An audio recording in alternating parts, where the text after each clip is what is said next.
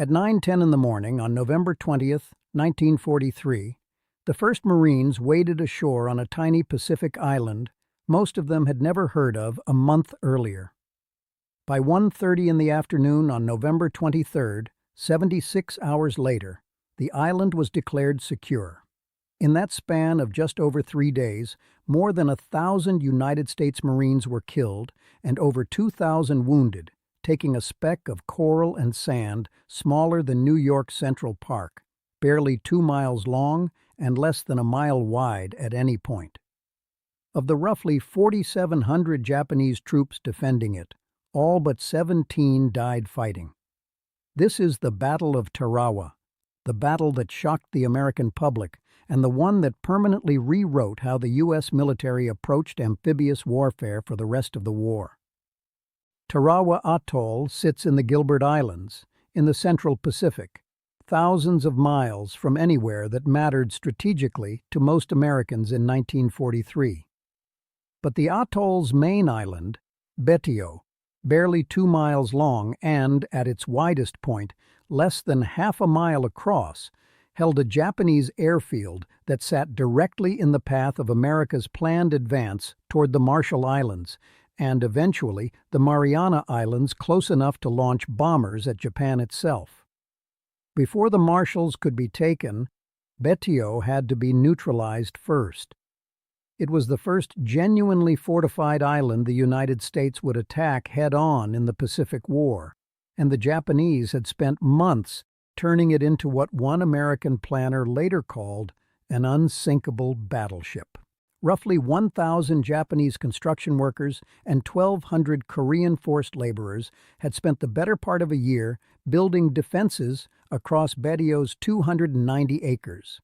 Something close to 500 pillboxes and bunkers, 14 coastal defense guns as large as 8 inches in caliber, 4 of them captured from the British at Singapore, dozens of smaller guns, machine gun nests with interlocking fields of fire covering every plausible landing beach, roughly a dozen light tanks, and coconut log bunker walls up to 8 feet thick, reinforced with coral sand and steel plate, built to survive direct hits from battleship-caliber shells. Barbed wire, mined coral heads, and steel obstacles studded the approaches to every beach, designed to funnel any landing force into the very kill zones the machine guns were sighted to cover. The garrison itself, roughly 4,500 strong, was commanded by Rear Admiral Keiji Shibasaki, a 50-year-old combat-experienced officer who had fought in China before being brought in that July specifically to oversee the island's final defenses. He was confident enough in what his men had built that he reportedly boasted 1,000,000 men couldn't take Tarawa in 100 years. American planners had reason for their own confidence, too. On the morning of November 20th, the invasion fleet supporting the landing included battleships, carriers, cruisers, and destroyers, carrying roughly 18,000 Marines of the 2nd Marine Division under Major General Julian C. Smith, an overwhelming force, on paper, against a garrison less than a third that size. Carrier aircraft had already struck the island's airstrip in September, destroying roughly half the Japanese planes based there before the invasion fleet ever arrived. A preliminary naval and air bombardment had been underway for several days, and planners were confident it had crippled the island's defenses badly enough that the landing itself would be little more than a formality.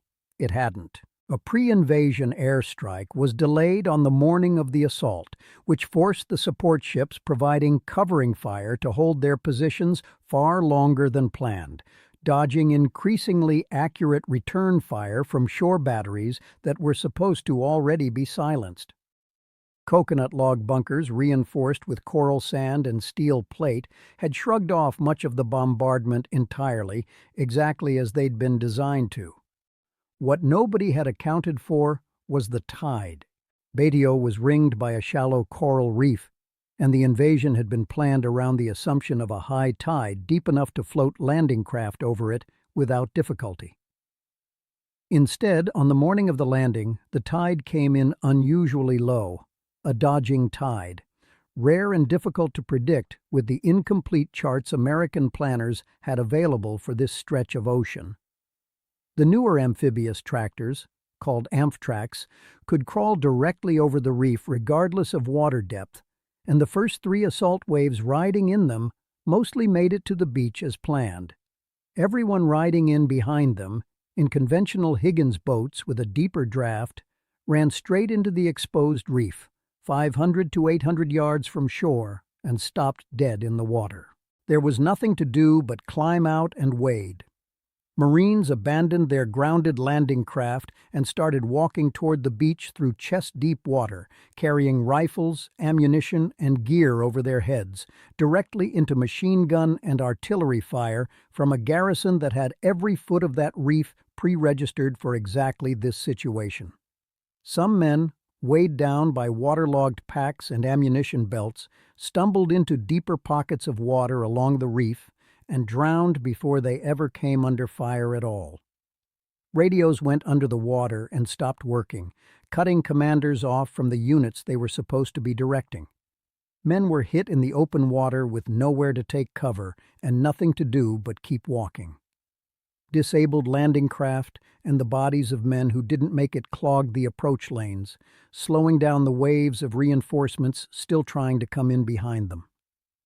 By the end of that first day, roughly 5,000 Marines had gotten ashore. At least 1,500 of their fellow Marines had already been killed or wounded getting them there. By some accounts, the first wave alone suffered casualty rates approaching 75%. The men who survived the wade found no relief once they reached the beach. Betio's defenses were laid out to punish exactly this kind of landing. A seawall running along much of the shore gave the Marines their only real cover, but climbing over it meant walking straight into the same interlocking machine gun fire that had already torn apart the waves crossing the reef. Colonel David Shoup, commanding the Marines ashore, was wounded shortly after landing and kept directing the battle anyway, coordinating a fight that had already fractured into small, desperate pockets of men fighting for individual bunkers and gun positions because there was no way to move as an organized force under fire this concentrated. He would later receive the Medal of Honor for exactly this, holding the assault together when the original plan had effectively collapsed within the first hour. One piece of luck did fall the Marines' way that first day, though almost none of them knew it at the time.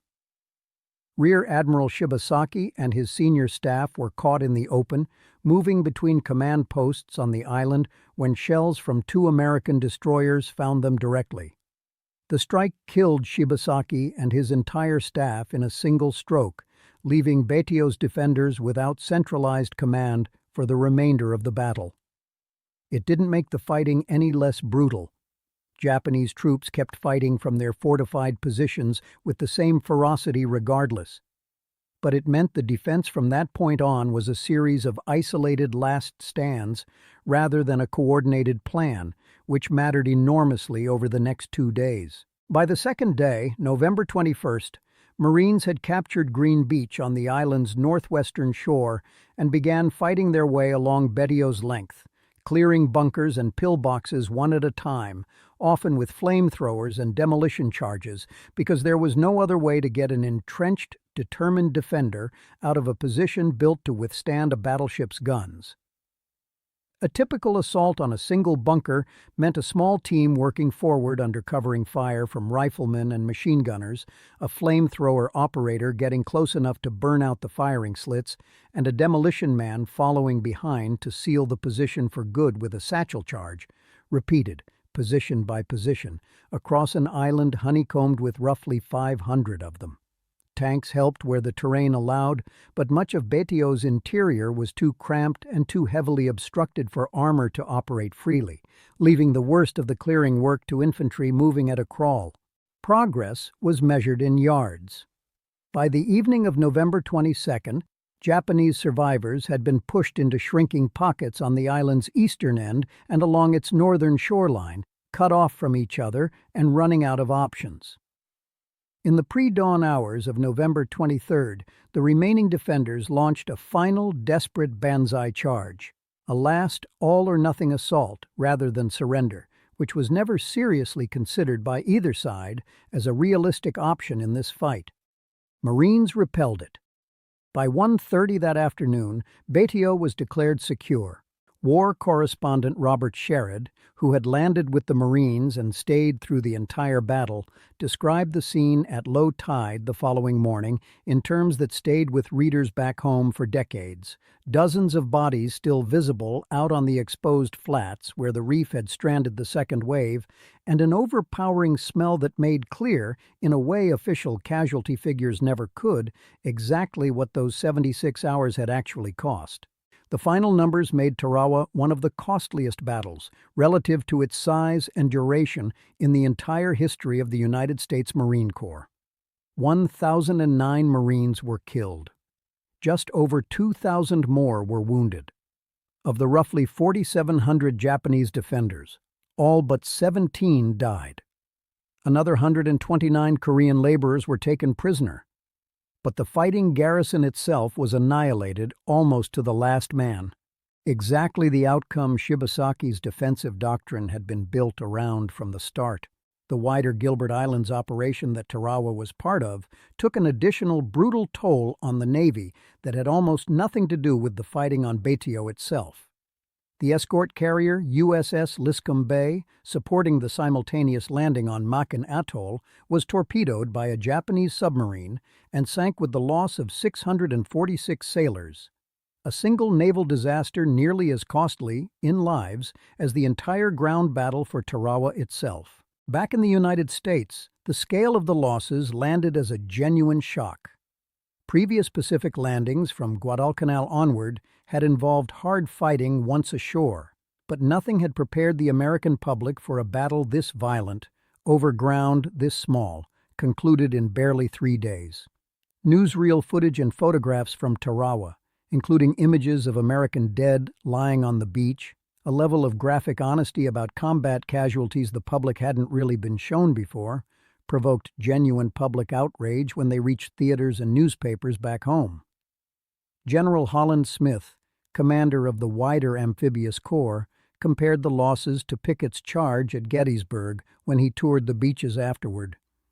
Admiral Chester Nimitz's office was flooded with angry letters from the families of men who had died taking an island most Americans had never heard of and couldn't find on a map.